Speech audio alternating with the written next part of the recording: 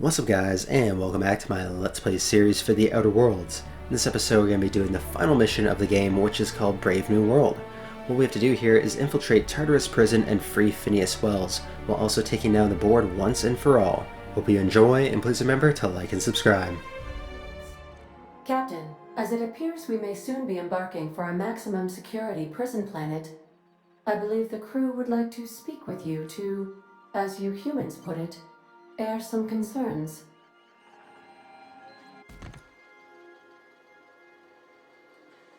Doc Wells never hurt nobody. Just a kindly old fella living by his lonesome up in the rings, tinkering at his table. The board just couldn't leave him be.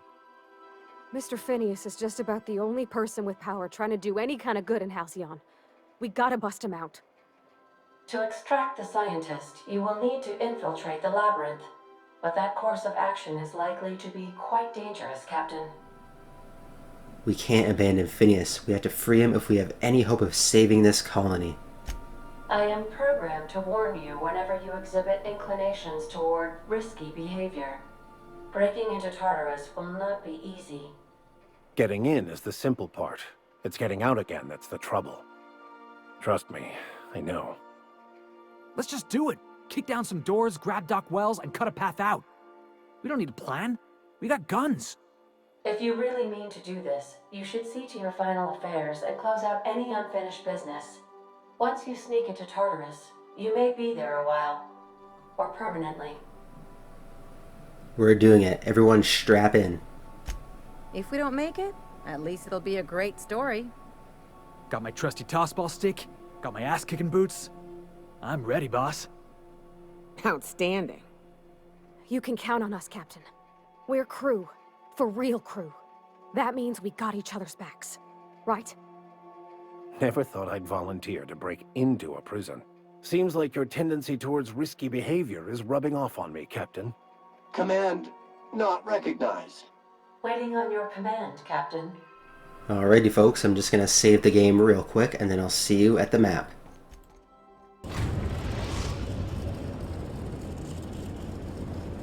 I am pleased to inform you that we have arrived at the labyrinth. Please be advised that the punishment for trespassing is execution. Please be advised that electrical storms on the surface of Tartarus make departure impossible at this time. Know anything useful about Tartarus? Resident count is as follows: 3,071. Resident deaths, including but not limited to executions, are as follows: 1,684. Resident escapes are as follows: 0. The interior can be chilly. Take a scarf with you, Captain. I would also ask that you leave your captain's ID with me, in the event that you do not return. Nice try, but not happening. Understood. If you die or are incarcerated for life, I can generate a new ID for the next captain. I would prefer if you returned, though. Oh, speak of the devil. Captain, I am receiving a transmission from the prison's docking authority now. Attention, unauthorized spacecraft. This is a maximum security installation. Your presence here is an explicit violation of UDL corporate policy. You are hereby confined to your docking platform until a ticket detailing your crimes has been filed and notarized, at which point your vessel will be seized and you will be executed. What the hell is with it with you people and landing violations? I'm sorry, you people? Did you just cast a generalization on upstanding UDL employees? That's a fine of 200 bits.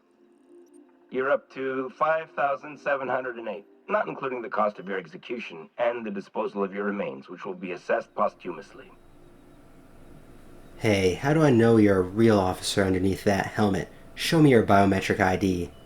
All right. I'm feeling generous. I'm transmitting the ID of a productive, law-abiding employee so you can see what one looks like before you die. Anyway, Tartarus Docking Authority signing up. Hang on. Another ship just pulled into your dock. Wait, is that from the Groundbreaker? What the? Pay no mind to that. Just have a pleasant day. Transmission terminated. Biometric ID received. Transferring data to external cartridge. How can I be of assistance? We gotta go. Get the hell out of here. See you soon, Captain. And the groundbreaker, eh? It sounds like we're going to be getting a little bit of help. Maybe MSI is going to show up as well. Oh, so we get to use the shroud again? The captain did right by us. What was that? The board will never own groundbreaker. Not while push on, Mardet. Oh man, that's so cool. We're getting a lot of help, and I think that as long as we're using the shroud, they might be able to shoot us. These guys don't seem to be too concerned, though. The prison has the bars when it's got a storm like that guarding the gates. I've got to admit, I'm not too keen on walking into a prison. They lock me up, I'm liable to kill everyone trying to get back out. Well, the good thing is, Nyoka, if we're gonna get caught, we're going down swinging. They're not taking us alive, that's for sure.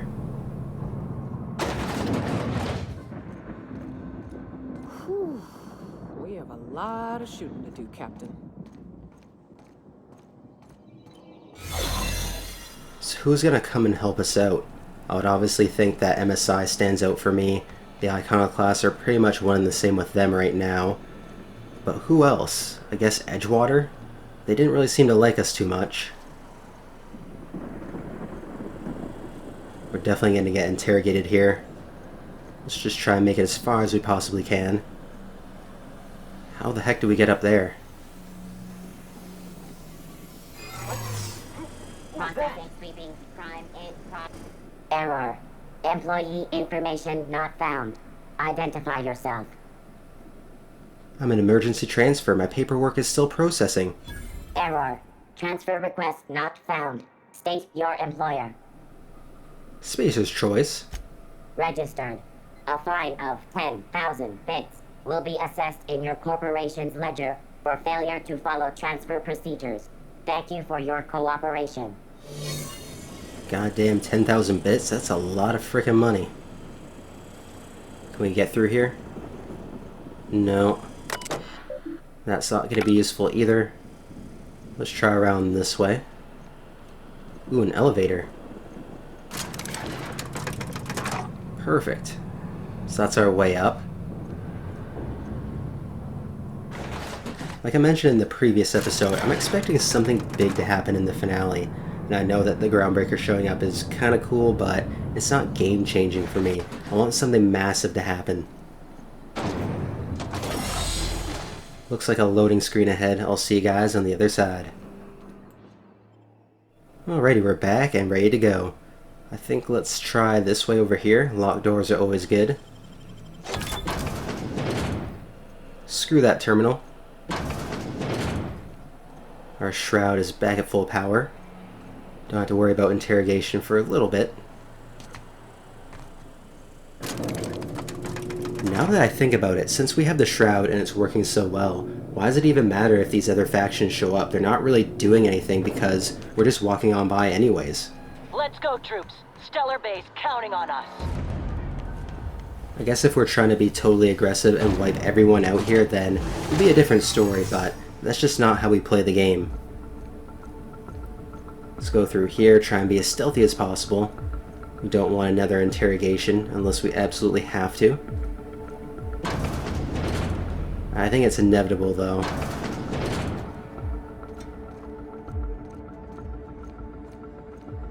What? What was that? Are you new here? I didn't think we were hiring more staff. I was hired to test your security procedures. Congratulations, you passed. Oh, that's great. Thank you, sir. Thank you for your vigilant service. Carry on. Yes, sir. Well, that guy was stupid. Next checkpoint, let's go.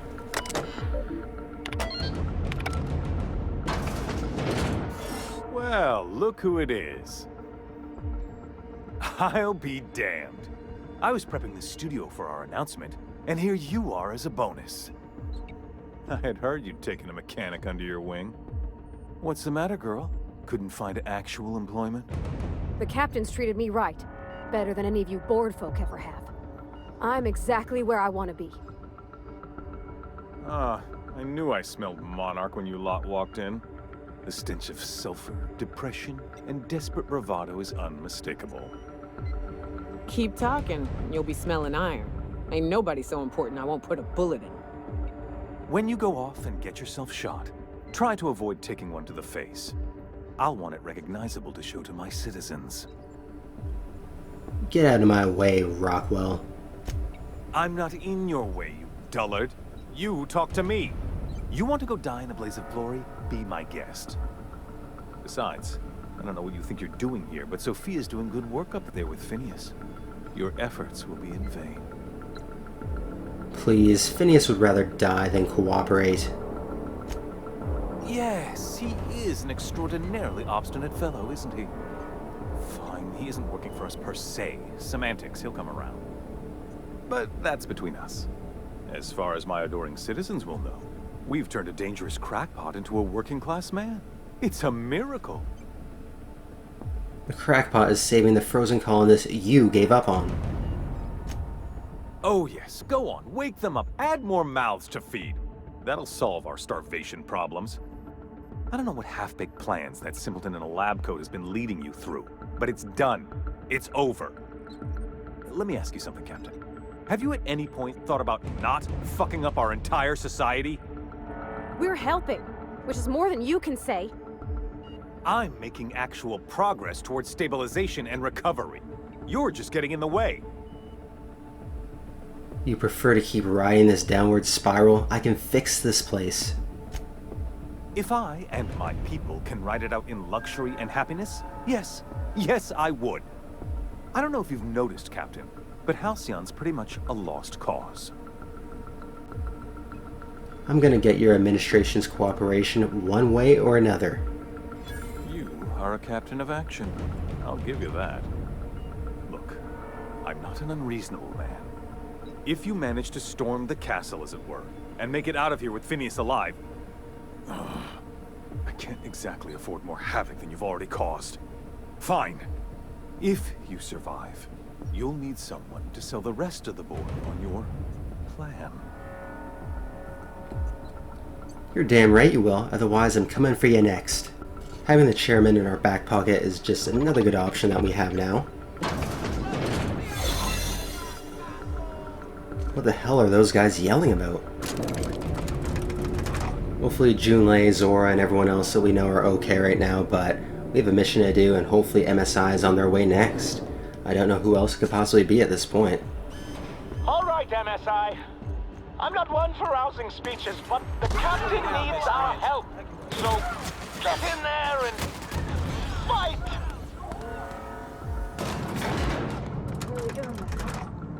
Take a breath now, folks. Once we're up there, I suspect we ain't gonna have time to stop shooting.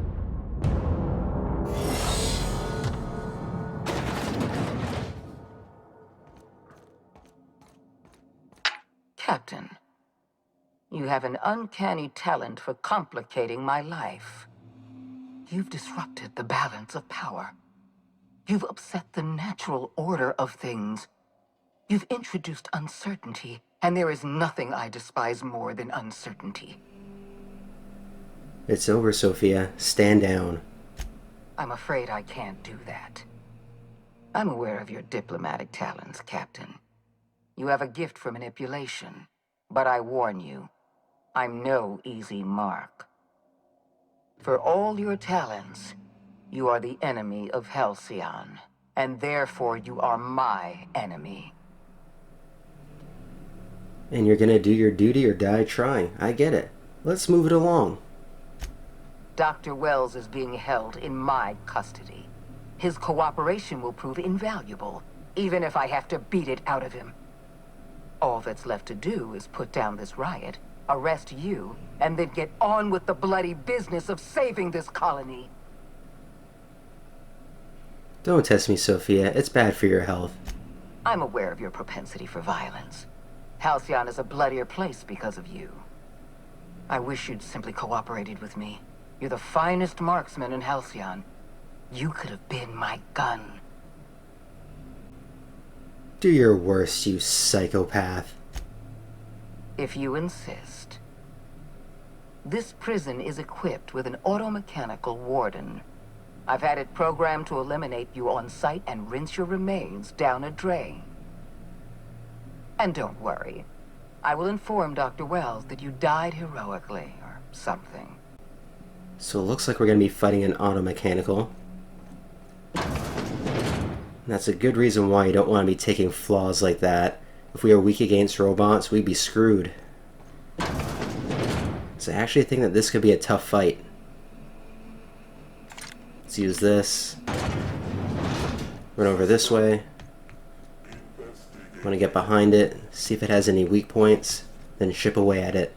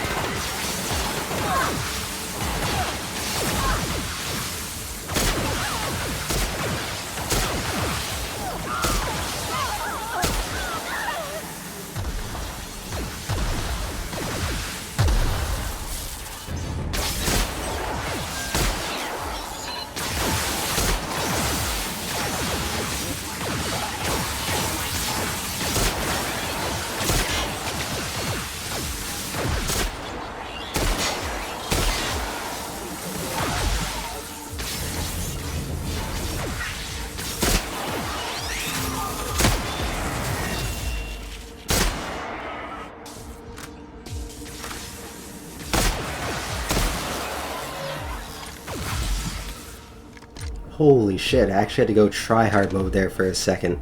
Did you see the amount of drones that were flying around? That was freaking ridiculous. If the drones are spawning in based on the health level of the warden, then it would make sense to actually try and pace yourself, unlike what I did. So we're gonna have to kill Sophia Akande, definitely. She's not gonna go down without a fight.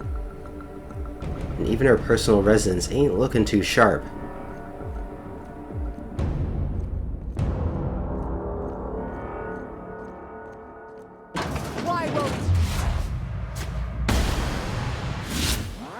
Libations on me, folks. Good riddance, Sophia. Get me out of here!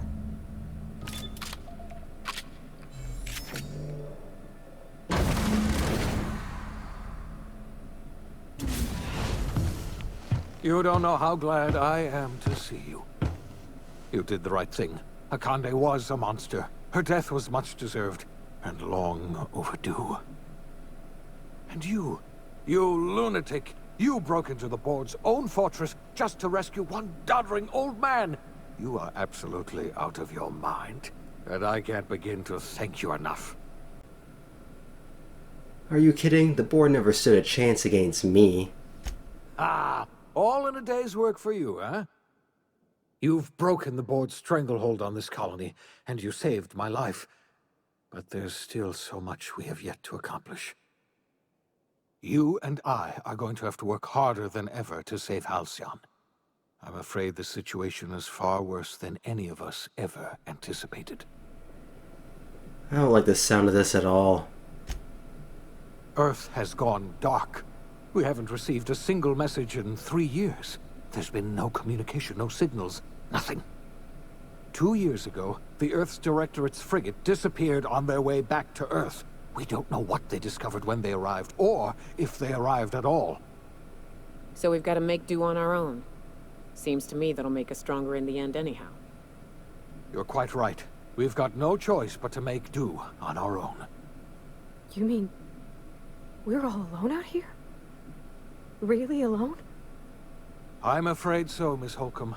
Halcyon is the only home we have left. Returning to Earth is no longer an option. We're in serious trouble, my friend. Do you know what this means for Halcyon? We can't rely on Earth for support anymore. We've been cut loose. We're entirely on our own. We have a lot of work ahead of us. We best get started. Yes, we do. You've done a marvelous thing. You've succeeded where anyone else would have failed, including me. We must begin the revival process immediately, starting with the Hope's brightest minds, and then we're going to fix this damn colony, one problem at a time. We're going to need a leader, and I can't imagine a better person for the job than you. What do you say, old friend? Will you help us? You can count on me. I'll help you revive all the other colonists. When I revived you, I thought you were going to help me save this colony. I was wrong. I had our roles reversed, you see. You're the one who's going to save us all. I'm just the one who set you on your path. You're the best thing to ever happen to Halcyon. If you want to take it upon yourself to lead this colony, you have my support. We're not a colony any longer, are we? Our last connection to Earth has been severed, and so we have been set free. Our future is uncertain, and no one knows what tomorrow holds. Exciting, isn't it? The OSI teaches that everything in the universe happens according to the grand plan. But the stranger that arrived in Halcyon was an unplanned variable. From the moment he landed in Emerald Vale, his actions altered the course of history. The events on Tartarus brought about the end of the board's authority. But the board's mistakes would haunt the colony for decades to come. The damage they left behind would require the work of a generation to repair. Dr. Phineas Wells began reviving a handful of the Hope's colonists: engineers, scientists, technicians, and intellectuals. They were among the brightest minds the Earth had ever sent out into the stars. The Hope scientists and engineers woke up in a colony descending headlong into total collapse. With no way to return to Earth, they had no choice but to band together and devote themselves to the cause of saving Halcyon. The people of Halcyon were nothing if not hardy. In the absence of the board's authority, many of the colony's settlements banded together with a single purpose in mind: survival. Life was especially hard in the years to come. Some towns dissolved by attrition and starvation, but most of them found a way to carry on. In the years to come, Halcyon was forced to reckon with its newfound freedom. The board was gone, and for better or worse, the colony was responsible for its own destiny. Between MSI's worker-centric policies and the iconoclast's manpower, Sanjar and Zora were able to rally many of the Terra 2 townships to their cause. MSI's workforce swelled, and the iconoclasts enjoyed a significant surge in their ranks. The board was too distracted by infighting and internal politics to stop MSI from becoming a powerful corporation and a refuge for townships that might have fallen through the cracks. Consumed by paranoia, Lilia Hagen took Sublight Salvage in a controversial direction, openly accusing board officials of an extraterrestrial conspiracy. One day, an accident at the Groundbreaker's docking bay silenced her forever. Time would tell if her replacement could keep the Sublight family together. Adelaide McDevitt replaced Reed Thompson as the leader of Edgewater. She and her followers transformed Edgewater in their image. Anyone loyal to Reed was pressured into leaving town, and those who stayed behind adapted to her way of life. Adelaide transformed the old cannery into a new garden. The nearby Edgewater Cemetery provided a convenient source of fertilizer. As for Reed Thompson, it was said that he lasted exactly 2 days outside the walls of Edgewater. Years later, a marauder was found in possession of his hat. Under the leadership of Junlei Tennyson, the Groundbreaker held firm against corporate influence. The ship's mechanical stability gave Junlei the time to educate a promising generation of engineers schooled in her family's traditions. The future of the Groundbreaker looks promising. The rediscovery of the Hope and the abandonment of the lifetime employment program forced Byzantium to come to terms with some uncomfortable realities about the state of Halcyon. While Byzantines were reluctant to surrender the luxuries they'd grown accustomed to, the board's diminished authority gave them little choice in the matter. nearly everyone had to learn to make do with less. Some even had to get jobs. It was a dark time indeed. Your influence shifted Ellie's perspective. She finally admitted, albeit grudgingly, that she just might need other people. Sometimes. With a steady income from the life insurance payouts, she was finally able to afford a ship of her own. She hired a small crew and flew supply missions to communities on the fringe. Some of them were even legal. Life in Halcyon was sobering for Felix Millstone. The grand revolution he dreamed of never came. There was no great awakening for the colony, no celebrations in the streets. There was only the hard, desperate work of trying to repair a broken colony. Felix never had a head for numbers, but if there was labor to be done, he was there to help. Eventually, Felix realized that the work of a revolution was done with two hands. As much as he enjoyed his adventures aboard the Unreliable, the vicar, known as Max, eventually decided that it was time to move on, to live out the life he had sought so long to create.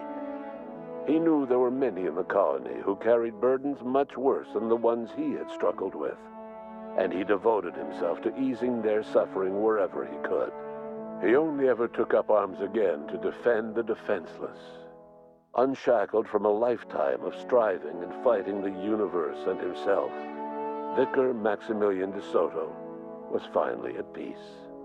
Once the matter with the Hope colonists was resolved, Junlei bashfully asked Parvati if she'd like to join her permanently on the Groundbreaker, and Parvati enthusiastically, if somewhat awkwardly, agreed.